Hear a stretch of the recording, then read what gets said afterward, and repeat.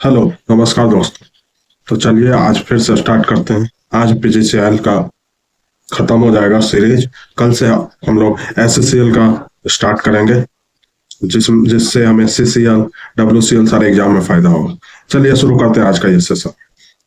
ये first question है, a single phase AC series circuit contains a resistor of 12 ohm 12 ohm resistor है and inductor with a reactance of 16 ohm। Inductor का reactance दिया है 16 ohm। if circuit absorbs 300 watt of active power है, ध्यान रखना दोस्तों active power है। Determine the RMS current. तो देखो ये एक्टिव पावर है, ठीक है, ये जो है एक्टिव पावर है, ये ध्यान रखना। तो एक्टिव पावर है तो इस ये तो हमें लेना ही नहीं है, ये नहीं लूंगा, है ना, क्योंकि ये एक्टिव पावर है। अगर ये एपरेंट पावर रहता तो इसका और इसका जेड करके स्क्वायर निकाल के जितना भी आता 12 स्क्वायर प्लस 16 स्क्वायर करके वहां से एपरेंट पावर में हम इसको इम्पिडेंस निकाल लेते और उधर से चले जाते। लेकिन एक्टिव पावर है, मतलब एक्टिव पावर किसके वजह से होता है? बस रेजिस्टेंस की वजह से होता है। तो बस रेजिस्टेंस को लेना और यहाँ पावर मेरा दिया हुआ है, तो क्या हो जाता है formula? Power equal to I square R हो जाता है ना। और निकालना क्या था? करंट निकालना, तो under root P by R equal to I हो जाता है। तो अंडर रूट 300 है और आर मेरा कितना है? 12 है ना। तो यहां से काट दो दोस्तों, एक बार में डायरेक्ट काट दो। 2 हो जाएगा और यहाँ 5 हो जाएगा, है ना। तो अंडर रूट 25, ये कितना हो जाएगा? 5 एम्पेयर। 5 एम्पेयर है दोस्तों। चलिए चलते हैं नेक्स्ट क्वेश्चन पे। नेक्स्ट क्वेश्चन है the Scottish bridge is accurate only when. ये कब एक्यूरेट होगा? अच्छा, हम लोगों ने लास्ट एक दो क्लास में इस चार्ट को डिस्कस किया होगा। चलो आज फिर से डिस्कस कर लेते हैं। मैक्सवेल इंडक्टेंस ब्रिज किसके लिए बताया था? इंडक्टेंस के लिए। Maxwell inductance capacitance bridge inductance के लिए है, ब्रिज इंडक्टेंस के लिए। ये Maxwell inductance capacitance bridge inductance के लिए, लेकिन मीडियम क्वालिटी के फैक्टर के लिए है ब्रिज इंडक्टेंस के लिए, लेकिन हाई क्वालिटी फैक्टर के लिए, है ना। Anderson bridge low quality factor के लिए। और ये क्या होता है? मोस्ट एक्यूरेट ब्रिज होता है, मोस्ट एक्यूरेट, है ना। ये अपन फिर से रिवाइज कर रहे हैं। और ये ओम्स ब्रिज किस लिए होता है? इंडक्टेंस के लिए। इंक्रीमेंटल इंडक्टेंस मेजर होता है इससे, है ना। जो छोटा छोटा इंडक्टेंस होता है वो मेजर होता है।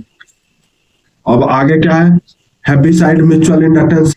इसके नाम में म्यूचुअल है तो म्यूचुअल इंडक्टेंस मेजर होता है। Capable modification of heavy side, इसी का मॉडिफिकेशन हुआ, वो भी म्यूचुअल इंडक्टेंस, ये भी म्यूचुअल इंडक्टेंस। डिसॉर्टिव ब्रिज से क्या मेजर करते हैं? कैपेसिटेंस। और मैंने क्या कहा था? परफेक्ट कैपेसिटर मतलब no dielectric loss, no dielectric loss.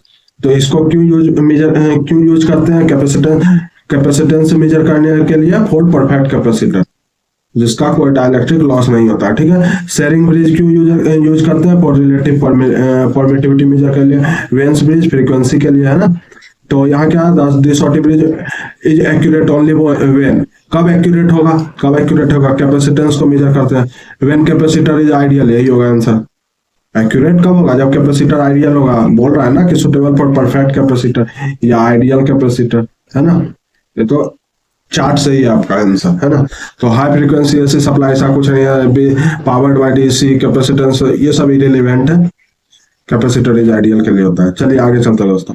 High voltage DC transmission over long distance offer which advantage compare to AC. High voltage DC long distance में यूज होता है, उसका क्या एडवांटेज है? एसी के ऊपर क्या क्या एडवांटेज है इसका? High voltage. चलिए अपन एडवांटेज पढ़ते हैं इसका हाई वोल्टेज डीसी का, ठीक है। पहले अपन जान लेते हैं कि एचवीडीसी कहाँ यूज करते हैं? फॉर ओवरहेड लाइन में up to greater than 500 kilometre से जब भी ट्रांसमिशन करेंगे तो हम इसका यूज करेंगे ओवरहेड में, ठीक है। और सबमरीन में ग्रेटर देन 20 किलोमीटर यूज करेंगे तो।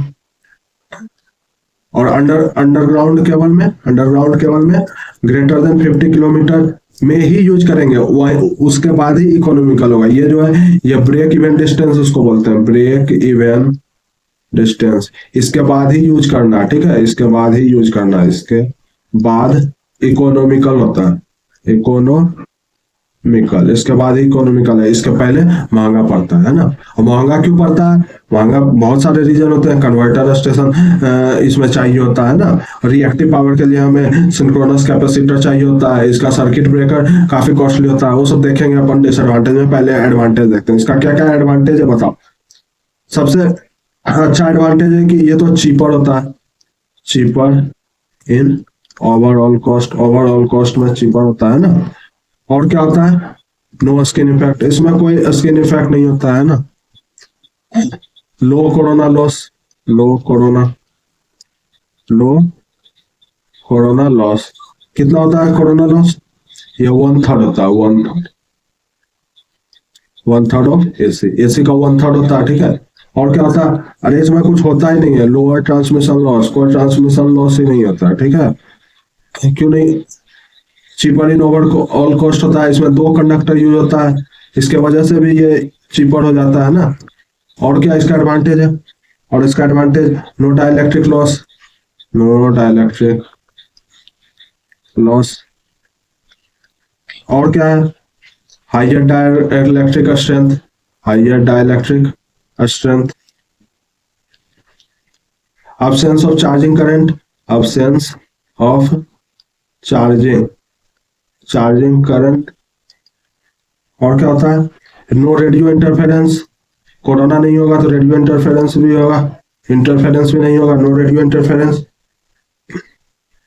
No reactive power compensation required, है ना। और क्या होता है, सर्ज इम्पीडेंस लोडिंग हाइयर होता है, हाइयर रिलायबिलिटी, ये सब इसका एडवांटेज होता है। और क्या होता है, इंडिपेंडेंट कंट्रोल ना। चलिए अब इसका डिसएडवांटेज भी कुछ होता है, डिसएडवांटेज बहुत कम होता है, एडवांटेज ही ज्यादा है। डिसएडवांटेज इसका क्या होता है दोस्तों, तो कॉस्टली टर्मिनल इक्विपमेंट, इसका इक्विपमेंट काफी होता है, तो कॉस्टली सर्किट ब्रेकर होता है। और क्या होता है, कन्वर्टर स्टेशन रिक्वायर्ड होता है, कन्वर्टर स्टेशन जो कि क्या करता है, एसी को डीसी में कन्वर्ट करता है ना।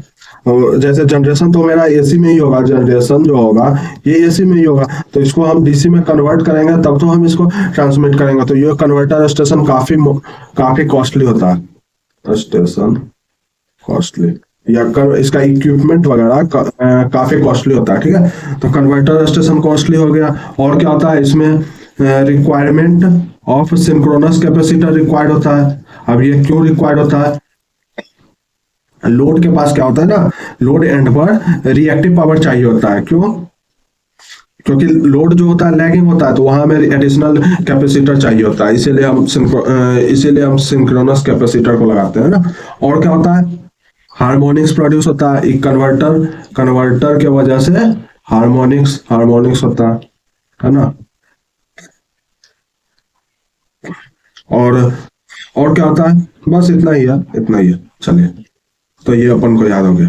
अब क्वेश्चन क्या था दोस्तों वो देख लेते हैं। High voltage DC transmission line over long distances offer which advantage, तो क्या होगा, हाइयर कॉस्ट ऑफ ट्रांसमिशन नहीं, लोअर कॉस्ट ऑफ ट्रांसमिशन होता है इसलिए यूज करते हैं। लेस रिक्वायरमेंट ऑफ कन्वर्टर नहीं, more requirement. Increase the complexity नहीं, सिंपल ये बना देता है। लोअर ट्रांसमिशन लॉसेस, या यही होगा, ट्रांसमिशन लॉस क्या होता है इसमें, कम जाता है। चलिए आगे चलते हैं। ये देखिए दोस्तों, ये क्वेश्चन याद कर लीजिएगा। Which of the following is required for 4 quadrant operation of a three phase induction motor. जैसे कार को चलाने के लिए एक ड्राइवर चाहिए जो एक्सीलरेटर और ब्रेक पर कंट्रोल रखे, है ना, वैसे इंडक्शन मोटर को 4 क्वाड्रेंट में चलाने के लिए हमें इन्वर्टर और कन्वर्टर चाहिए होता है, इन्वर्टर और कन्वर्टर बेस्ड ड्राइव चाहिए होता है ना, कि इन 4 मोड में ऑपरेट हो सके। अब ये 4 मोड क्या है, फर्स्ट मोड है फॉरवर्ड मोटरिंग मोड। इसमें क्या होता है कि ये डायरेक्शन फॉरवर्ड है इंडक्शन मोटर का, ठीक है, और टॉर्क भी इसी डायरेक्शन में लग रहा है, तो ये फॉरवर्ड मोटरिंग हो गया। जैसे अगर गाड़ी में भी देखे तो एक्सेलरेट कर रहे हैं और गाड़ी स्पीड पकड़ रही है ना, एक्सेलरेट कर रहे हैं, गाड़ी स्पीड पकड़ रही है, उसी तरीके से कि फॉरवर्ड में टॉर्क लगा रहे हैं और रोटेट भी फॉरवर्ड ही हो रहा है, तो फॉरवर्ड मोटरिंग। यहाँ क्या है कि रोटेट फॉरवर्ड में हो रहा है लेकिन हम टॉर्क लगा रहे हैं बैकवर्ड में, तो ये फॉरवर्ड ब्रेकिंग हो गया, हम रोकने की कोशिश कर रहे हैं, तो हम इसमें अपोजिट डायरेक्शन में हम लगा रहे हैं टॉर्क। लेकिन फिर भी वो फॉरवर्ड में ही मूव हो रहा है, तो ये फॉरवर्ड ब्रेकिंग हो गया। रिवर्स मोटरिंग, टॉर्क रिवर्स में लगा रहे हैं और मोटर रोटेट भी रिवर्स में हो रहा है, तो रिवर्स मोटरिंग है ना। और रिवर्स ब्रेकिंग, रिवर्स ब्रेकिंग क्या हुआ, टॉर्क हम फॉरवर्ड में लगा रहे हैं लेकिन मोटर जो है उल्टा ही घूम रहा है, तो वो रिवर्स मोटरिंग। ये अपन को याद रख लेना है, फर्स्ट क्वाड्रेंट है। ऐसे याद रखना है कि फर्स्ट क्वाड्रेंट और थर्ड क्वाड्रेंट है ना, थर्ड क्वाड्रेंट दोनों में क्या होगा, मोटरिंग, दोनों में क्या होगा, मोटरिंग। और इधर क्या होगा, सेकंड एंड फोर्थ में ब्रेकिंग। क्यों, क्योंकि यहाँ दोनों पॉजिटिव है तो मोटरिंग, यहाँ दोनों क्या है, निगेटिव है तो मोटरिंग। और मोटरिंग कहाँ होगा, और मोटरिंग किस में होगा, रिवर्स में होगा, है ना। दोनों सेम साइन तो motoring, positive positive negative negative, तो दोनों का क्या होगा, मोटरिंग, है ना। और रिवर्स में होगा या फॉरवर्ड में होगा। उसी तरीके से यहाँ प्लस और माइनस है तो फॉरवर्ड ब्रेकिंग, और माइनस और प्लस, यहाँ प्लस, यहाँ सॉरी यहाँ माइनस है यहाँ प्लस है तो ये रिवर्स ब्रेकिंग। चलिए आगे चलते हैं। याद रखना है, इस ग्राफ को याद रखना है कि ये स्पीड है, ये टॉर्क है, उसके अकॉर्डिंग आप कर लोगे। तो इसके लिए हमें क्या चाहिए होता है, इन्वर्टर और कन्वर्टर बेस्ड ड्राइव चाहिए होता है। डुअल स्पीड रोटर क्यों नहीं चाहिए होता, क्योंकि दो ही स्पीड को कंट्रोल करेगा ना, दो ही डायरेक्शन में। और ओनली स्टेटर ये क्या करता है, ये टॉर्क को कंट्रोल करता है। स्टेटर वोल्टेज कंट्रोल हमने पढ़ ही रखा, तो इससे बस टॉर्क कंट्रोल होता है ना। और रोटर रेसिस्टेंस क्या करता है, बस स्टार्टिंग के लिए यूज किया जाता है। चलिए आगे चलते हैं दोस्तों। और सीरीज रेजोनेंट सर्किट है जो 2 हाफ, ये अच्छा क्वेश्चन है, ये इट्स अ गुड क्वेश्चन। इसको आप याद रख सकते हैं। इसमें मैं आपको कुछ चीजें बताऊंगा जो काफी इंटरेस्टिंग होगी। चलिए देखते हैं। ये कह रहा है कि 2 हाफ पावर फ्रीक्वेंसी F1 दे रखा है हमारा 400 और F2 दे रखा है 900, 400 हर्ट्ज, 900 हर्ट्ज, है ना। और हमसे क्या पूछ रहा है, F0 पूछ रहा है ना। तो इफ द लोअर फ्रीक्वेंसी ये दे रखा है, हायर फ्रीक्वेंसी ये दे रखा है, और अपने से क्या पूछ रहा है, हाफ पावर फ्रीक्वेंसी। तो इसमें बच्चे गलती करते हैं, ठीक है। ऐसे इसको कैसे निकालते हैं, हम लोग जानते हैं F0 इक्वल टू क्या होता है, lower half frequency into upper half frequency. तो 900 इंटू 400 इक्वल टू 3600। तो ये कितना हो जाएगा, ये कितना हो जाएगा, 600 हर्ट्ज, है ना। ये आंसर हो जाएगा। बट इस बार बच्चों ने क्या, कुछ बच्चों ने फिजिक्स में क्या किया था, अपन ये भी जानते हैं कि अगर हाफ पावर फ्रीक्वेंसी निकालने बोलेगा तो F1 प्लस F2/2 कर देते हैं। आप कहोगे ये कैसे करा, ये ऐसे करा कि F1 equal to F0 plus बैंडविड्थ/2 होता है ना, सॉरी ये माइनस, और F2 equal to F0 plus बैंडविड्थ/2 होता है ना। तो यहीं से इसको किया है कि यहाँ से इसको कैंसिल कर दिया तो 2F, यहाँ से इसको इस दोनों इक्वेशन से इसको निकाल लिया ना, ये कैंसिल हो जाता है तो F0 इक्वल टू हो जाता है F1 प्लस F2/2, है ना। तो ऐसे भी निकाल लिया, तो ऐसे निकालने से आंसर कितना आता है, 650 आता है। तो अब बच्चे कंफ्यूज तो करें क्या, लेकिन हमें ये यूज नहीं करना, हमें हमेशा यूज इसे ही करना। इसे यूज क्यों नहीं करना, क्योंकि ये जो होता है ये लीनियर में यूज होता है, लीनियर में यूज होता है। लेकिन हम जानते हैं कि ये कैसा होता है, जो सीरीज रेजोनेंट का वो ग्राफ होता है वो कैसा होता है, वो तो लीनियर होता नहीं है ना, वो लीनियर नहीं होता है ना। तो इसलिए इसको यूज नहीं करते हम, इससे मीन वाला फॉर्मूला लगाते हैं और निकाल लेते हैं। अब कहोगे कभी कभी तो आंसर भी आ जाता है, तो कभी कभी आंसर तभी आएगा जब क्या होगा, हमारा बैंडविड्थ जो होगा, बैंडविड्थ छोटा होगा। बैंडविड्थ छोटा होगा, इससे क्या होता है, या फिर ये भी कह सकते हैं कि क्वालिटी फैक्टर ज्यादा होगा। क्वालिटी फैक्टर ज्यादा होगा, बैंडविड्थ छोटा होगा, तो क्या हो जाता है, ये एक तरह से लीनियर टाइप ग्राफ ही बन जाता है ना, कह सकते हैं। तब हम इसको यूज कर सकते हैं, उसमें भी एग्जैक्ट आंसर नहीं मिलेगा, अप्रोक्स में आंसर मिलेगा। चलिए आगे चलते हैं दोस्तों।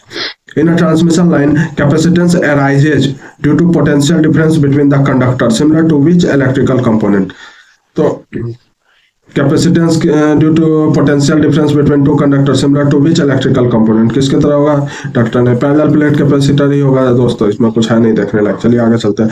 विच of the following statement is correct with respect to PNP transistor. PNP के बारे में क्या जानते हैं, पीएनपी है ना, ये पीएनपी ट्रांजिस्टर है, ये मीटर है, ये बेस है, ये कलेक्टर है ना। डोपिंग सबसे ज्यादा किसमें होता है, डोपिंग सबसे ज्यादा मीटर में होता है, देन कलेक्टर में होता है, देन बेस में होता है। विथ सबसे ज्यादा किसका होता है, विथ सबसे ज्यादा कलेक्टर का होता है, फिर मीटर का होता है, फिर बेस का होता है ना। चलिए देखते हैं इसको कौन सा करेक्ट है। The P type collector is undoped, ऐसा तो नहीं है, डोपिंग तो तीनों में, बस इसमें कम है ना। The P type emitter region is lightly doped. P type emitter region lightly doped तो नहीं, हाईली डॉप्ड होगा। The N type collector is heavily doped. N type collector, N type तो बेस है, कलेक्टर नहीं है। The N type base region is lightly doped. N type base region is lightly doped, हाँ सही है, base region lightly doped ही है ना। हैवीली डॉप्ड कौन सा है, ये है ना। हैवीली डॉप्ड ये है, मॉडरेटली डॉप्ड ये है, लाइटली डॉप्ड ये है, तो ये हो जाएगा आंसर। चलिए दोस्तों आगे चलते हैं। द कंसीडर द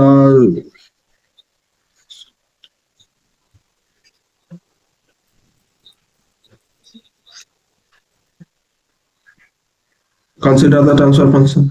इस क्वेश्चन में कुछ मिस्टेक है मुझे लग रहा है दोस्तों, क्योंकि थ्री रीजन दे रखा और थ्री रीजन लिखा हुआ है ही नहीं।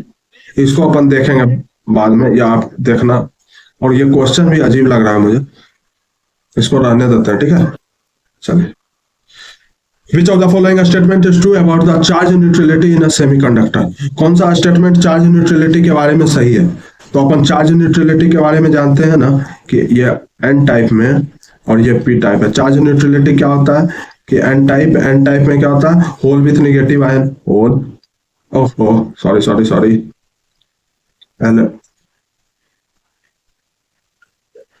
ये क्या होता है, ये होता है इलेक्ट्रॉन विथ पॉजिटिव आयन। और ये क्या होता है, होल विथ नेगेटिव आयन, है ना।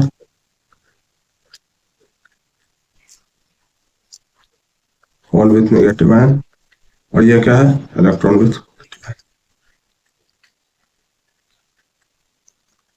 है ना। इसको ऐसे भी लिख सकते हैं कि एन डी ये डोनर ही है ना, और प्लस पी। चार्ज क्या होगा, electron with positive ion, total charge क्या होता है, चार्ज जीरो हो जाएगा। इसी को हम इलेक्ट्रिकल न्यूट्रलिटी कहते हैं, इसमें भी चार्ज जीरो हो जाएगा। इसको हम ऐसे भी लिख सकते हैं एन डी प्लस पी, मतलब ये क्या हो जाएगा, ये मेजोरिटी है, पी क्या है हमारा, माइनॉरिटी है। और इसको कैसे लिख सकते हैं, एक्सेप्टर है, और प्लस एन, ये क्या हमारा एक्सेप्टर वाला मेजोरिटी है, ये क्या है, माइनॉरिटी है, ठीक है। मास एक्शन लॉ भी आपने पढ़ा, मास एक्शन लॉ क्यों यूज करते हैं, माइनॉरिटी चार्ज कैरियर के लिए, फॉर माइनॉरिटी चार्ज कैरियर निकालने के लिए। जैसे अगर N type for N type के लिए हम देखते हैं तो इसमें क्या लिखते हैं, एन टाइप में माइनॉरिटी पी होता है, तो P equal to N I square by N D होता है ना। चलिए आगे चलते हैं दोस्तों। नेक्स्ट क्वेश्चन है, which of the following statement related to PMC is correct. PMC के बारे में हम जानते हैं ना कि उसमें लीनियर स्केल होता है, लीनियर स्केल होता है, स्प्रिंग कंट्रोल होता है, ये सब होता है। चलिए तो देखते हैं। Pointer moves on non linear, गलत, नॉन लीनियर बोल रहा है। Pointer moves on graduated scale for stress and heat, ये तो थर्मल का स्ट्रेस हीट वगैरह। Pointer moves on a non linear scale, ये भी गलत। Pointer moves on graduated scale for angular deflection, यही सही होगा दोस्तों। अब बाकी इसका हमने पिछले क्लास में रिवीजन किया ही है। चलिए आगे चलते हैं। ये क्या दे रखा, ये दे रखा है characteristics equation this after constructing Routh array. हमने लास्ट क्लास में रॉथ एरे देखा था। There are two sign changes in the first column, what are these imply. कह रहा है कि दो साइन चेंज हुआ है, ठीक है, दो साइन चेंज हुआ है। तो दो साइन अगर चेंज हुआ है तो वो दो राइट में बन रहा है ना। जितना साइन चेंज होता है वो किधर बन जाता है, राइट में बन जाता है। यहाँ क्या होता है, यहाँ पे इमेजिनरी वाला होता है। यहाँ जो होता है वो क्या हो जाता है, मार्जिनली स्टेबल होता है। और लेफ्ट हाफ में बनता है तो क्या हो जाता है, स्टेबल होता है। एक भी अगर राइट हाफ में चल गया तो क्या हो गया, अनस्टेबल हो गया। चलिए देखते हैं, सिस्टम इज अनस्टेबल, यही होगा। एक भी अगर राइट में चला गया तो क्या होगा, अनस्टेबल, तो unstable with two right hand roots, यही होगा दोस्तों। चलिए आगे चलिए। इसमें दे रखा है 200 megawatt energy supplied by power plant for its consumer. Average demand पूछ रहा है दोस्तों, ठीक है, एवरेज डिमांड। तो ये तो यहीं पे हमने सॉल्व कर रखा है, बट फिर भी देख लेते हैं। एवरेज डिमांड हमारे निकालना है तो 1200 मेगा वाट, और यहाँ 60 हो जाएगा इंटू 24 हो जाएगा। इसको सॉल्व करेंगे दोस्तों 0.883 मेगावाट ही आएगा। चलिए आगे चलते हैं। What are the advantage of cleat wiring. Cleat wiring का क्या क्या एडवांटेज होगा दोस्तों। अपन ने कितने वायरिंग पढ़ रखे हैं, एक क्लिट वायरिंग, और क्या पढ़ा है, कैसिंग कैपिंग, है ना, बैटन वायरिंग, और क्या है, कंसील्ड कंड्यूट वायरिंग। सबसे अच्छा तो यही माना जाता है ना। इसका यूज क्या होता है, टेम्पोररी यूज होता है ना, टेम्पोररी यूज। और क्या, अनस्किल लेबर, ये सब अपन जानते ही हैं, ऊपर से जो हो जाता है शादी वगैरह। इसका यूज कहाँ पे होता है, लो वोल्टेज डोमेस्टिक इंस्टॉलेशन में, लो वोल्टेज डोमेस्टिक इंस्टॉलेशन में, है ना, लो वोल्टेज डोमेस्टिक इंस्टॉलेशन में, जहाँ पे मतलब हाँ फायर सेफ्टी होना चाहिए जहाँ पे, है ना। इसका कहाँ यूज होता है बेटर वायरिंग का, जहाँ एसिड और अल्कली प्रेजेंट होता है, एसिड एंड अल्कली प्रेजेंट होता है जहाँ पे, है ना। और इसका यूज क्या होता है हर जगह, हर जगह, most common, most safe, most skilled, और क्या है कॉस्टली, है ना। चलिए देखते हैं, क्लिक वायरिंग का एडवांटेज पूछ रहा है, तो सुटेबल फॉर परमानेंट यूज नहीं करते हैं, लेस सेफ्टी, एडवांटेज पूछ रहा है हमसे, disadvantage, suitability for temporary use, हाँ यही होगा, टेम्पोररी यूज के लिए सुटेबल होता है, स्किल लेबर तो चाहिए नहीं। चलिए आगे चलते हैं।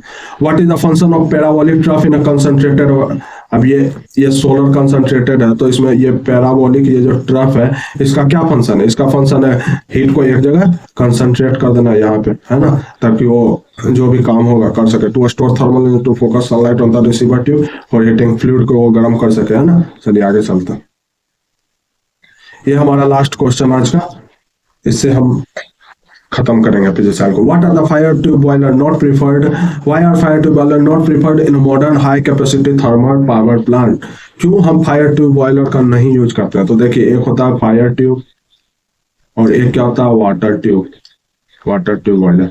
फायर ट्यूब बॉयलर में क्या करते हैं कि ये मान लीजिए ये पाइप है, ठीक है, इस तरह से ये पाइप कनेक्टेड है इस तरह से सभी, तो इसमें फायर होता है, मतलब कह सकते हैं इसमें उस ये इसमें फायर होता है। और वाटर ट्यूब में क्या होता है, वाटर ट्यूब में इसमें वाटर होता है, इसमें वाटर होता है, ठीक है, और फायर इसके चारों ओर होता है इधर, ठीक है। तो इससे क्या होगा दोस्तों, अब देखिए इतने में वाटर है चारों तरफ फायर है ना, तो इसमें क्या होगा हाई प्रेशर क्रिएट होगा, ये जो स्टीम बनेगा ये हाई प्रेशर बनेगा ना और टरबाइन पे जाएगा, तो हाई प्रेशर होगा इसमें, है ना। क्यों, क्योंकि less surface area, less surface area, ठीक है, हाई प्रेशर। ये क्या होगा, ये हल्का होगा, less costly, less complex, not बल्कि, ये क्या होता है कॉम्प्लेक्स, और सबसे जरूरी इसकी इफिशियंसी 90% इफिशियंसी देती है, और इसकी इफिशियंसी ओनली 70 to 75%, है ना। तो इसीलिए इसको हम यूज नहीं करते हैं। बाकी ये रिस्की भी हो जाता है, रिस्की, रिस्की, नॉट रिस्की, ये रिस्की नहीं है, नॉट रिस्की, ठीक है। ये तो यहाँ अगर हीट लगा दिए तो ये प्रेशर बना देगा, और ये क्या है कि इसमें हीट है ना, तो वही है। तो why are the fire tube boiler not preferred in modern high capacity? They required excessive flue gas treatment, steam generation rate and pressure, यही होगा ना कि स्टीम जनरेशन रेट, स्टीम इसमें कम जनरेट होता है ना, एंड प्रेशर हैंडलिंग अनलिमिटेड होता है, इसमें लिमिटेड प्रेशर होता है। ये फायर है और ये मेरा वाटर है, तो इसमें सरफेस एरिया कम है ना, ये उतना प्रेशर इस स्टीम में नहीं होगा जितना प्रेशर इस स्टीम में होगा, तो इसीलिए ये आंसर होगा।